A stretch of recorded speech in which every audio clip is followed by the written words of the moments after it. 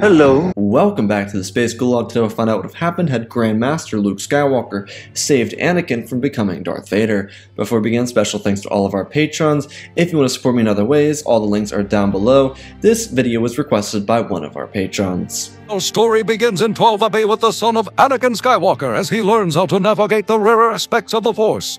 Upon his studies, he becomes enthralled with the world between worlds. Grand Master Luke Skywalker found himself on Assus, where his new Jedi Academy was built.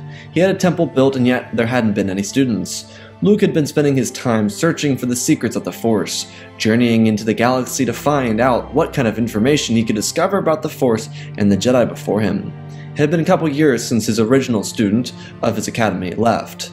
While Luke was trying to embrace the way of the Jedi, he made a conscious effort to move away from some of the more categorically wrong issues the Jedi had. One of these issues was attachments. While Luke was working on holding the Order true to what it had been before his time, he gave Grogu the chance to keep his attachments, and he also gave Grogu the chance to stay and become a Jedi. The child chose the Mandalorian, and Luke respected the decision, something the former Jedi Order wouldn't have done. Luke's ability to take that step forward was crucial, but during this time he was still trying to understand everything about the Jedi. There were dozens of temples scattered across the galaxy. Luke had been to the rubble of what was once Jedha City. Luke didn't know much about Jedha City other than the fact that shortly before he joined the rebellion, the first Death Star obliterated the planet. Luke at this point was a bit of a loner. While he kept close in contact with his friends, he was rebuilding the Jedi Order. He believed that as a Jedi, like his father before him, he had a responsibility. Luke's attachments to Leia, Han, Chewie, and Lando were all incredibly important to him though. During this time, Luke was out on a planet of Tython. He had recently talked to his sister regarding her and Han's thoughts about training Ben Solo. The boys showed the same type of strength in the Force that was ever so prevalent in the line of Skywalker. While Leia had high hopes for Ben's training, it was Han who wasn't exactly with the idea of training Ben. To that extent, Luke understood. Han believed in the Force, now he had seen it and everything it was capable of, but he wasn't entirely on board with sending his son off to Luke's academy. Han was a loving person, he just never had the best way of showing it. That of course was no thanks to his first love in Qi'ra. Han was working on healthily showing his affection to his son and didn't really want to give him away to Luke, which was of course completely fair. While Luke was on Tython, he learned of something the Jedi had been looking for. Luke was fully aware of the world between worlds because of Ahsoka, but he was totally unsure of how to access it. The way Ahsoka explained it made sense, but also didn't make any sense, and it seemed as if the Jedi from the era of the Old Republic were trying to understand these same concepts. There was so much raw power in the Force that couldn't be obtained because it had to be earned. Luke was also very aware that someone by the name of Ezra Bridger had discovered the entrance to the world between worlds, but again, Ahsoka wasn't exactly sure on how to access it. She was saved because of Ezra and the power of the world between worlds. Luke was hopeful that he could use the world between worlds to save his father. The reason Luke wanted to save Anakin is because he believed it would help his father come back to the light earlier instead of having to live a life with the suffering of 20 or so years. Was it a bit unconventional? Sure, but it was Luke's love for his father that drove him to do this. Luke believed his father deserved another chance, especially since he hadn't seen his father since the destruction of the second Death Star over Endor. Luke stumbled through the old Jedi Temple at Tython, accessing documents and finding different studies. Luke moved through the archives, accessing everything he believed he could. This led young Skywalker into the restricted section of the Jedi Temple. The door had been busted open. It was obvious that others had been here before Luke, and he was unsure of what was stolen from the temple before him. There had many things that were missing from the temple, because it seemed like an incomplete map, but the truth is the Jedi never figured out the secrets to the world between worlds, at least of what Luke understood. They were forgotten to time as the Jedi moved away from their ancestral grounds and returned to Coruscant. The Jedi's inability to stay focused on the world between worlds possibly allowed them to crumble, or that of their blindness. As Luke stumbled around, he felt the presence of someone he hadn't felt in a long time either. It was Master Yoda. Young Skywalker, the answers you seek, found not in old books. What do you mean, Master Yoda? Seek not the past. To go forwards you must. The path of a Jedi is always forward. Master Yoda, I can't just move on. I can fix so much. Luke, heed my words. What is undone may not resolve what you wish. The little ghost of the former Jedi Master vanished. Luke thought to himself that it was so odd for Master Yoda to warn him about something that could only be so positive. Luke continued a step further, reading through the archive information, turning the holograms on and listening to what the Jedi had to say. There was so much raw information present. The Jedi may have been onto something, as one of the holograms spoke out to Luke, speaking about a great mural found near another Jedi temple. The temple was hidden on the plains of Lothal. It stood similarly to a rock formation so prevalent across the plains of the planet, though the information regarding the mural was being covered up. What the Jedi found held too much power, that if the Sith discovered it, it could mean the end of everything the Jedi worked so hard to protect. The man urged that whomever saw this message never search for the world between worlds, because it could only give the power to the Sith that they otherwise could not be allowed to have access to. Luke heard the message and kind of rolled his eyes. His father defeated the Sith. Their evil religion was no more. While Luke had no idea or information on what was being built of the ancient homeworld of the Sith on the Exegol, he was positive that the Sith were gone. He believed that his father brought balance to the Force by killing the Sith Lord. So Luke left the temple on Tython and took his X-Wing and R2-D2 to the planet of Lothal. Luke knew about Lothal very well. It was something his sister often referenced as one of her first missions without her father. Leia didn't really ever refer to Anakin as her father. She only called Anakin, Anakin, and she referred to Bail Organa as her father. This was because Anakin Skywalker killed her mother, and well, killed her entire family and everything she knew when he blew up Alderaan with Garvin and Tarkin. Not something that could just so easily get over. Regardless, Luke hopped onto his X-Wing and traveled to Lothal. When he eventually arrived, he saw the beautiful skyscrapers that sat overlooking the landscape. Luke smiled. He remembered hearing the stories of the triumph of Lothal. At one point after the battle of the first Death Star, he met General Syndulla.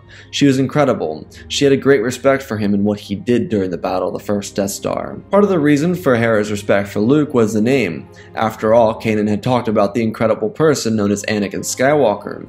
Kanan saw Anakin train Ahsoka, and so General Syndulla passed on the stories she heard from Kanan to Luke. Aside from the legacy of Skywalker, Luke learned everything about how the rebellion found triumph at Lothal, even with the apparent death of Jedi Ezra Bridger. Regardless, Luke landed on the far side of the planet.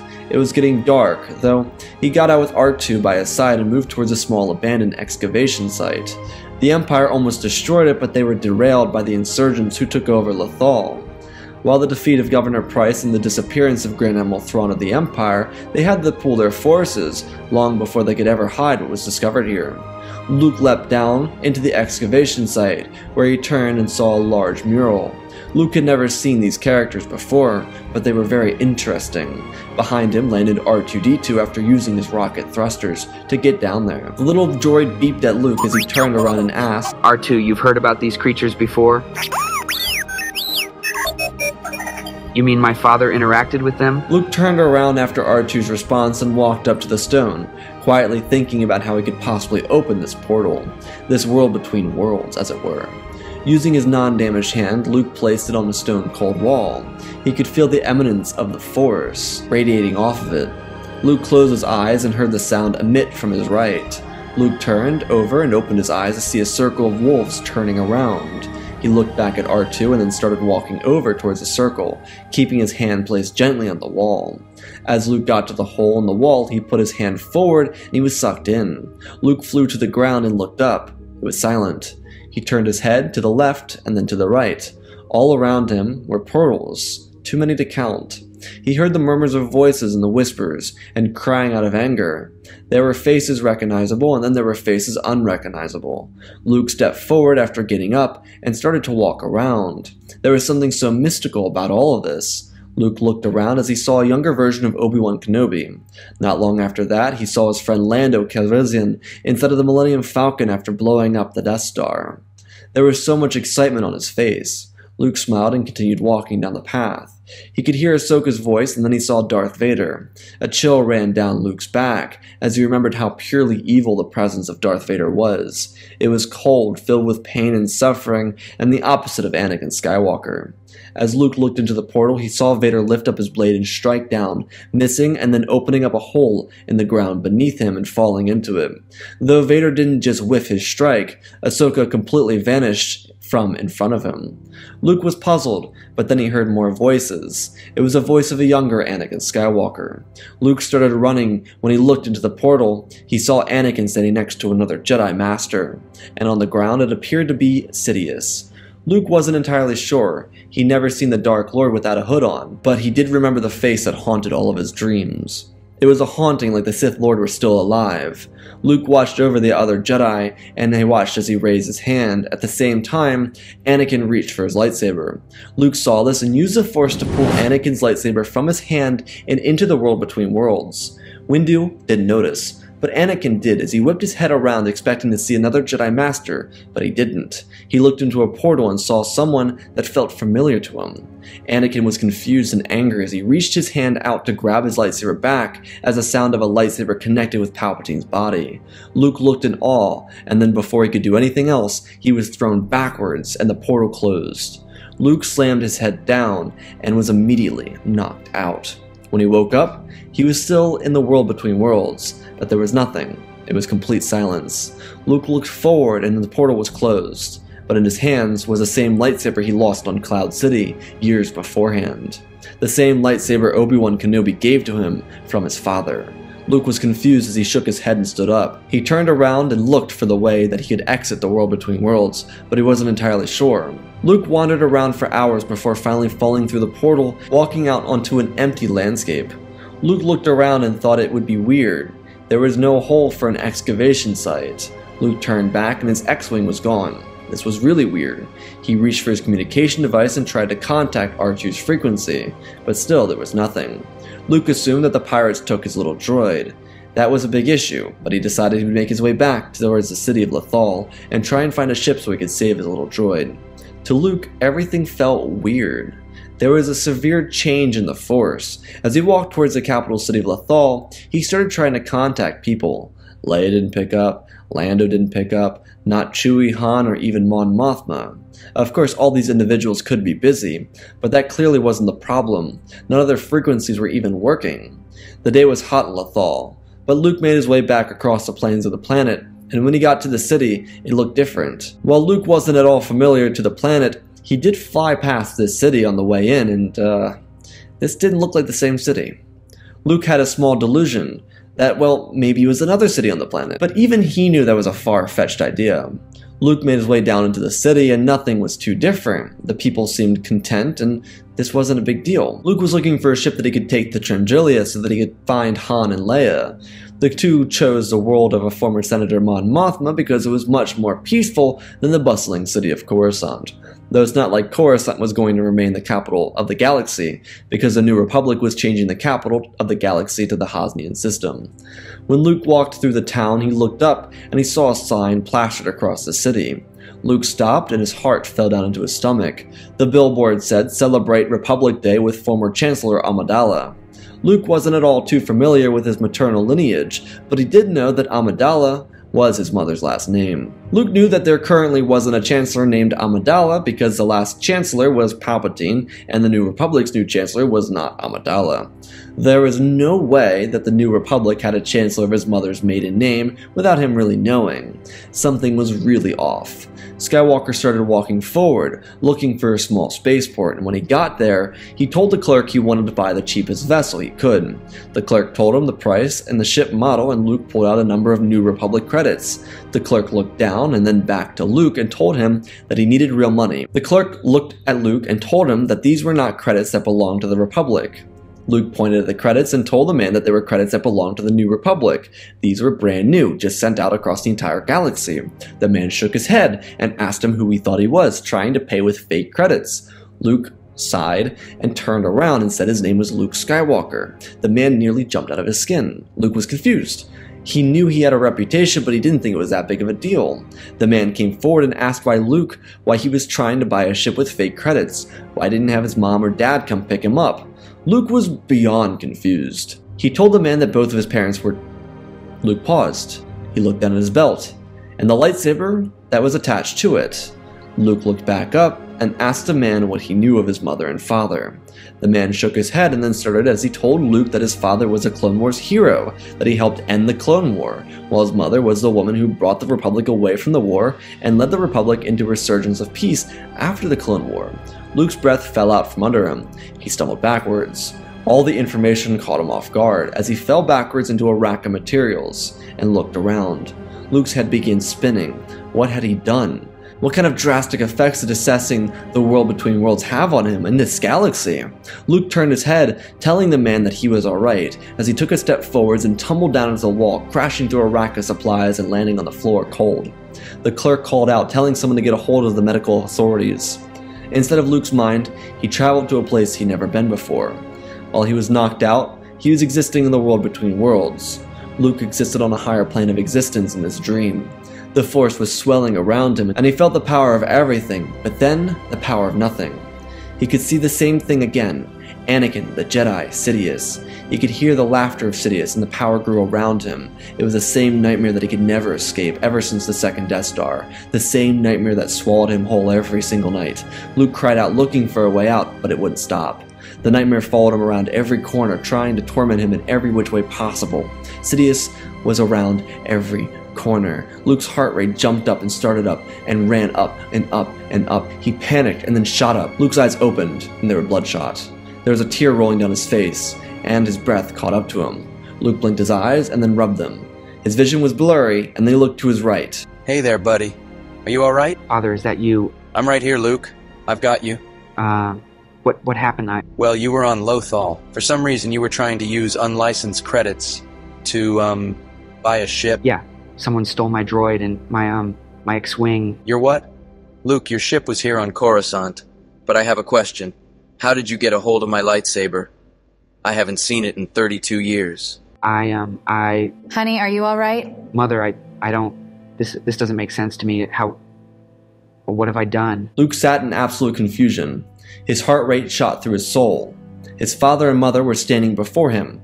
Padme was so beautiful and Anakin was so handsome. They weren't dead. They weren't ghosts. They were warm living beings. Luke looked back and forth between the two of his parents. Anakin and Padme looked at their son as they got closer to his side, brushing his hair away from his eyes. Luke's thoughts drifted back to everything he'd seen, everything he'd been through, and yet here he was. Luke slowly fell back into the bed and went back into his mind. Anakin turned over and started talking to Padme about something he was thinking about, what Luke had gone through, and how it was connected to the loss of his lightsaber nearly 32 years beforehand. So much had changed since the night Luke saw. So much of what Luke had known was gone. He changed it all in one moment. Luke hadn't realized the difference between Ezra saving Ahsoka and him saving Anakin, because Ahsoka's death didn't drastically change the course of galactic history. Luke taking away Anakin's lightsaber extinguished the Sith, rather than allow them to take full control over the galaxy. Several hours later, Luke would wake up and see his sister. Leia, what's happening? Oh, Luke, I'm so glad to see that you're all right. Mom and Dad were talking about you being a little out of it. Yeah, I'm fine. Leia, where's Han? I'm sorry? I don't know what you mean. Who's Han? Oh no, what have I done? Luke, what happened? Mom and Dad told me what happened on Lothal. No, Leia. Everything is upside down. Luke, please rest. Dad said he'll take you for a walk when you're feeling better. While you're here, enjoy the view of the Jedi Temple. Leia opened up the blinds and smiled at her brother as she turned and made her way out of the room. Luke turned his head over as he saw the Jedi Temple from across the way. He could feel the presence of Yoda and Obi-Wan, but there were so many more Jedi. Their presence was so much stronger. Luke pondered about how he could even feel Yoda's presence, especially since it was Yoda who died naturally. But the truth is, without the death of his entire Jedi Order, Yoda would be able to grant himself more life, because the loss of his order aged him exponentially, and without that great loss, he was actually doing alright. Luke sat in silence while looking out at Coruscant. The city was beautiful, but everything was so different. Was Luke upset about what happened? He wasn't sure.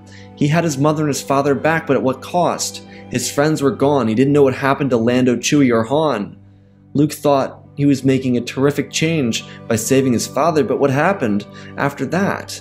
Luke pondered over everything, and within a number of hours, he would leave the hospital and unite with his father. Anakin was waiting for his son and started talking and walking next to him. Before Luke could ask anything, Anakin spoke first. The night you took my lightsaber away changed everything. The Sith Lord was killed by Master Windu. The Clone Wars came to an end and the Jedi had to stand up for themselves. Shortly after Padme gave birth to you and Leia, she took it upon herself to help the galaxy back to peace. And I decided to leave the Jedi Order. You and Leia were my topmost priority.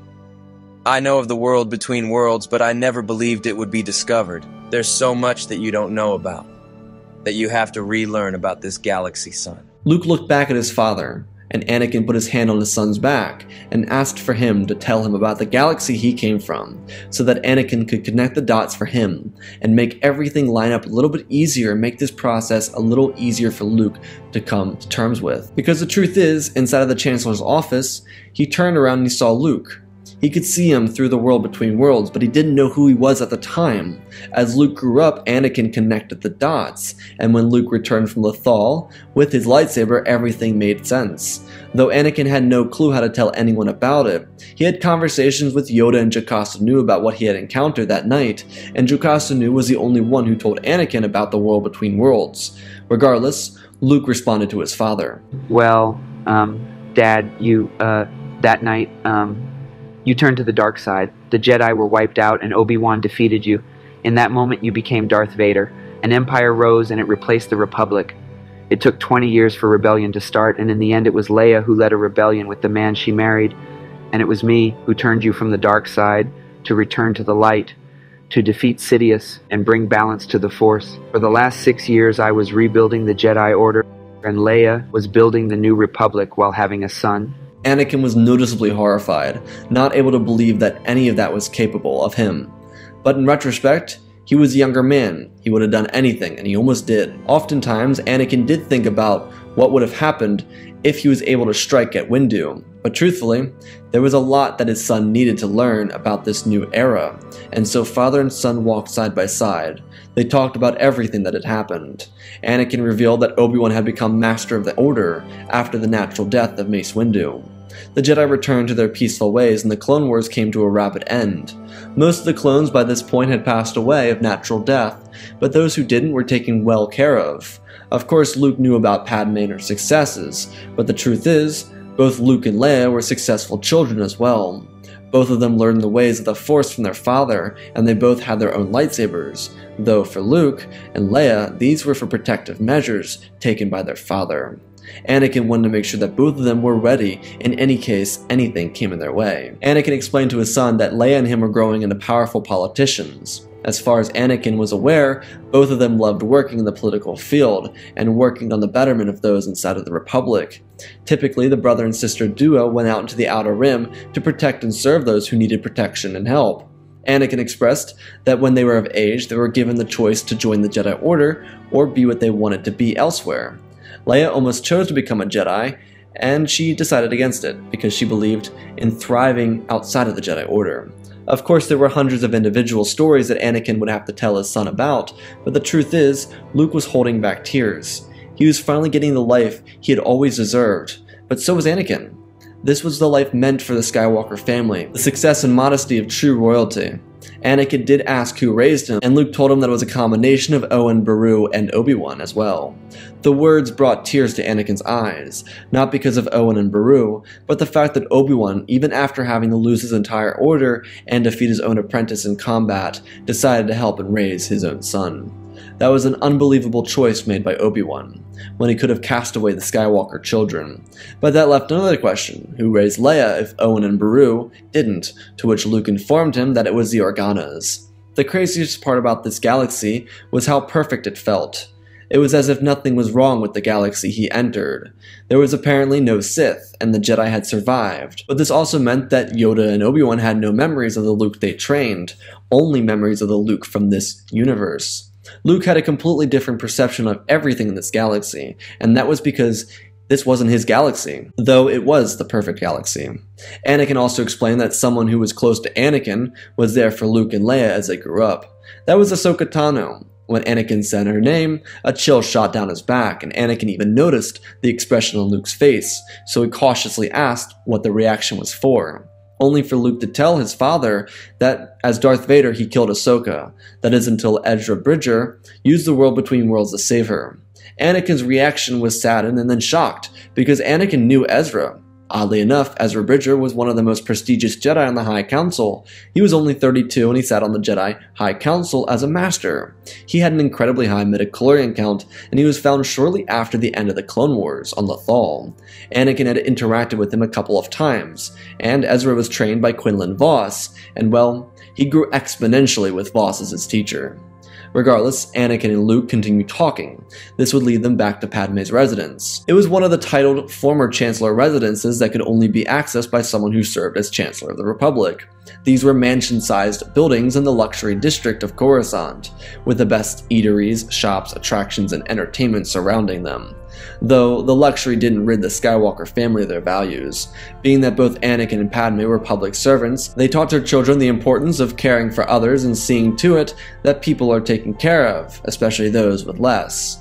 The Skywalker twins were the only children that Anakin and Padme had, but they were the pride of not just the family but of the Republic. Luke and Leia grew up in the spotlight because of the Jedi who left the Jedi Order, and the Senator who saved the Republic from the aftermath as Chancellor. The Jedi had fallen into their own respective feelings towards the matter, but many of them didn't really care once Anakin chose to leave the Jedi Order. Anakin informed Luke that they were pirates in the Outer Rim, and they appeared shortly after the end of the Clone Wars, though the clone troopers made short work of Crimson Dawn. The reason Anakin told Luke about this is because he wanted to inform his son about the mission he and his sister were going on into the Outer Rim on.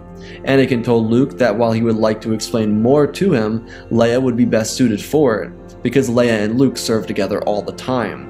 They actually had a little rivalry going on too.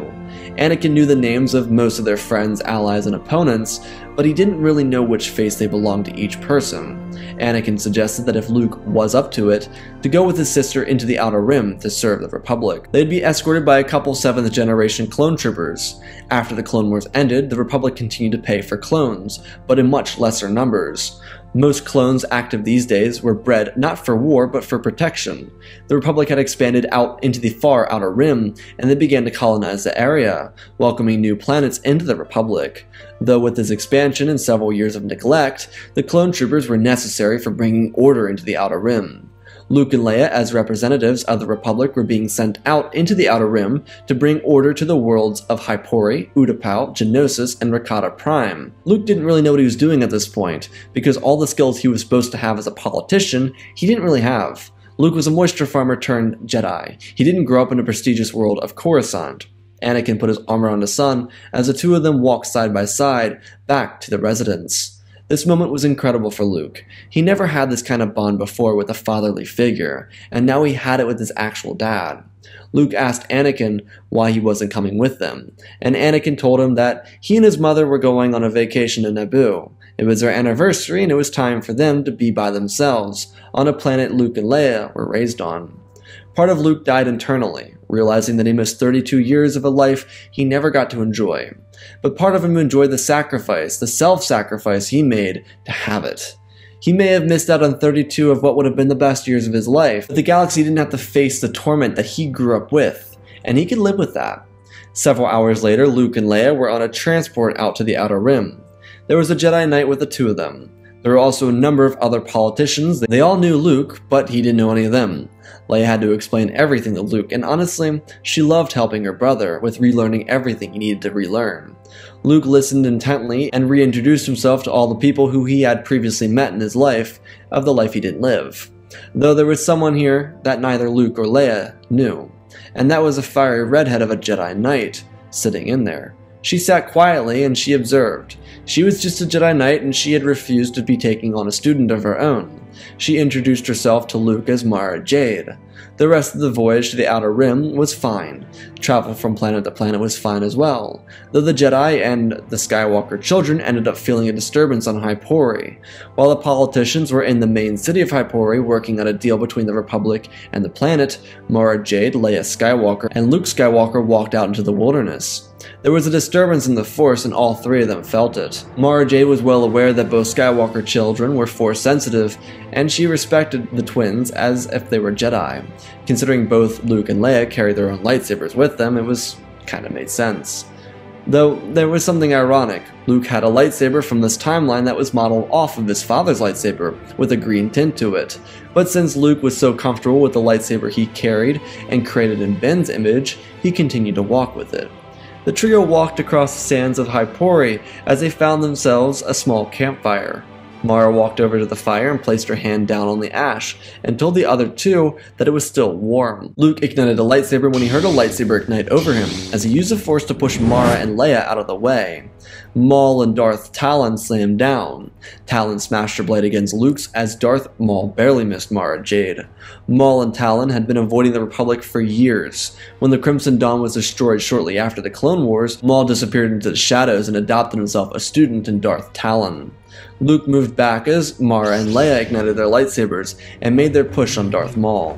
Luke and Talon began swinging and exchanging blows with each other, while Leia and Mara threw their hardest strikes at Maul. The aging Sith Lord tumbled back, falling off balance as the two Jedi made their hardest push. The duel got intense before it fell apart very quickly. Mara Jade struck down on Maul as Luke killed Talon. It was a failed sneak attack, but it ended the legacy of the Sith, very quickly too. Luke and Mara during this time got extremely close, but this also allowed Luke to get in touch with his political side, as he was known for in this time frame. Luke found some passion for it because he realized the power of his words and what they did for a situation.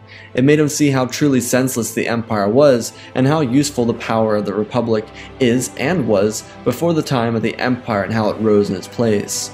Luke also felt a strong connection to the Jedi Knight he was with, though he had a bit of a struggle because Mara was a Jedi and he knew a Jedi couldn't have attachments.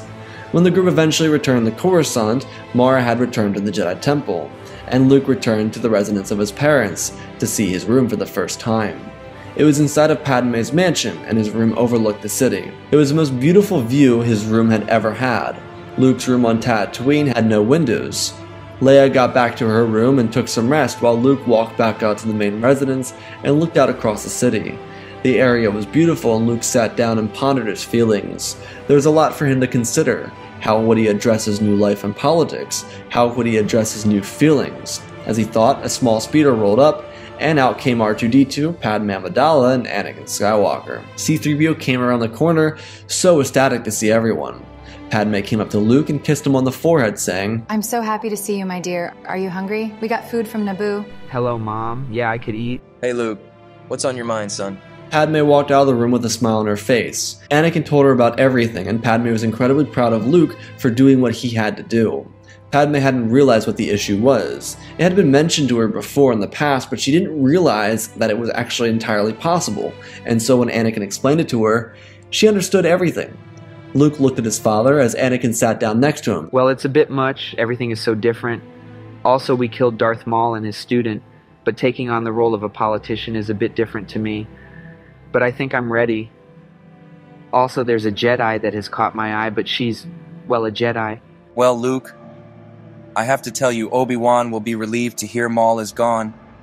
But you have to follow your heart, son. Trust in the Force and what you believe will best suit you, because it will lead you to happiness. As for the Jedi, talk to her about sand. It worked for me. Luke looked at his father with a puzzled expression, but his father got up from the couch and walked over into the other room, where he wrapped up his wife in his arms. Luke watched with a glorious smile, as the words his father said to him sat in his mind and in his heart. Luke Skywalker would eventually choose to follow in the path of his sister and mother, becoming a politician.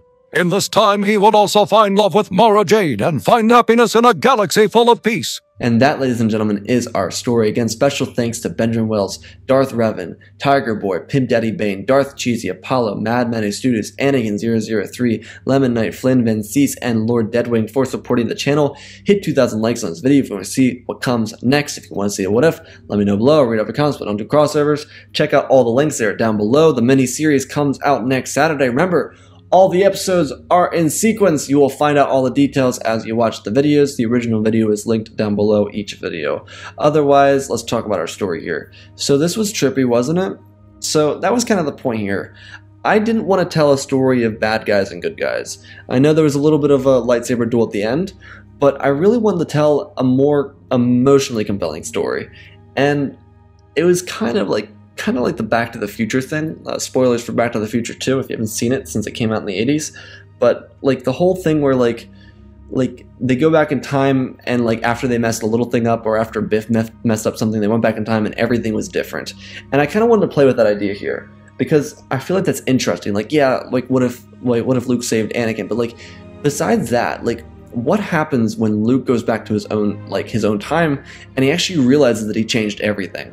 And so I wanted to play with that because there's so much interesting like detail that goes into this, and I think I wrote a decent story, and I hope you guys enjoy this because like it's kind of an emotional roller coaster. Kind of like having Luke interact with his parents for the first time is got to be a really emotional experience for him because he's never met his mother. First of all, Leia's the one that remembers his mother or her mother. Luke doesn't remember Padme, and that's made evident in Return of the Jedi. And so for Luke to have this experience with his mother and his father at the same time has got to be really incredible. And I really wanted to touch on like those feelings for him, and I really was hoping that I can convey that in this story. And so I really hope you like the story because while it may have not been action-central or action-centric, it was really based in the idea of just telling a story and kind of telling a story about, I guess, time travel, but like a story, as George Lucas would put it, the story of Star Wars, a story of fathers and sons. And so that's what I was going for here. I hope I hit the mark on it. Otherwise, I hope you all enjoyed. I love you all. Spread the love. And always remember, my friends, may the Force be with you.